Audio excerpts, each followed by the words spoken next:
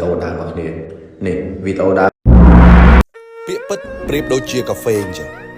វាល្វីងមិនតិចមែនតែវាធ្វើឲ្យយើងស្វាងបានចាស់គាត់ផ្ដាំយើងថាកុំលងនឹងសម្ដីពេលខ្លះគេសរសើរយើងស្លាប់ហើយគេបង្អាប់យើងអាចនឹងរស់ពាក្យសរសើរមានពីរផ្លូវគេសរសើរមានការពិតអានឹងគេហៅថាការលើកទឹកចិត្តតែបើអសរសើរហើយលើសពីការពិតអានឹងគេហៅបញ្ចោហើយកន្លែងនឹងក៏គួរតែប្រយ័ត្នមនុស្សខ្លះមិនចូលចិត្តស្ដាប់ពាក្យពិតទេធ្វើខុសហើយចង់ឲ្យគេសរសើរក៏មានដែរគេនិយាយត្រង់ខឹងគេប្រាប់ពីចំណុចខ្វះខាតខឹងគេចោទគេថាប្រកែចាប់កំហុសអីចឹងទៅហើយពេលដែលយើងប្រកាន់ណាគំនិតនឹងកាន់តែយូរទៅមនុស្សនៅជុំវិញខ្លួនយើងគេឡើងហ៊ាននិយាយការពិតហើយអញ្ចឹងយូរទៅមនុស្សជុំវិញខ្លួនយើងសិតតែជាមនុស្សខ្លាំងខ្លាយ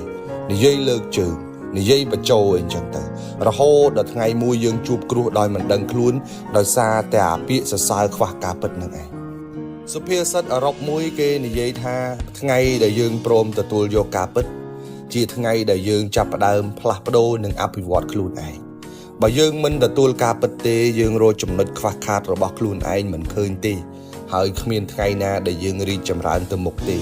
យើងរស់នៅជាមួយនឹងភាពคล้ายคล้ายយើងរស់នៅជាមួយនឹងដំណើរជីវិតមួយដែលគ្មានការពិតគ្មានថ្ងៃដែលយើងអាចអភិវឌ្ឍទៅមុខបានទេរៀនស្ដាប់ការពិតខ្លះទៅក៏វាមិនអីដែរទោះបីជាពេលខ្លះវាទៅតិចបន្តិចមែនរៀនអោបទៅសោបមនុស្សនិយាយពិតឲ្យច្រើនបន្តិចទៅព្រោះពួកគេគឺជាកញ្ចក់ឆ្លុះបញ្ចាំងពីជីវិតរបស់យើងគេនិយាយគំរូគំរើយគេនិយាយសម្ដីអាក្រក់គេនិយាយខ្វះភាពផ្អែមល្ហែមបន្តិចក៏ដោយឲ្យតែពាក្យទាំងអស់នឹងជាពាក្យពិតយើងត្រូវរៀនទទួលយក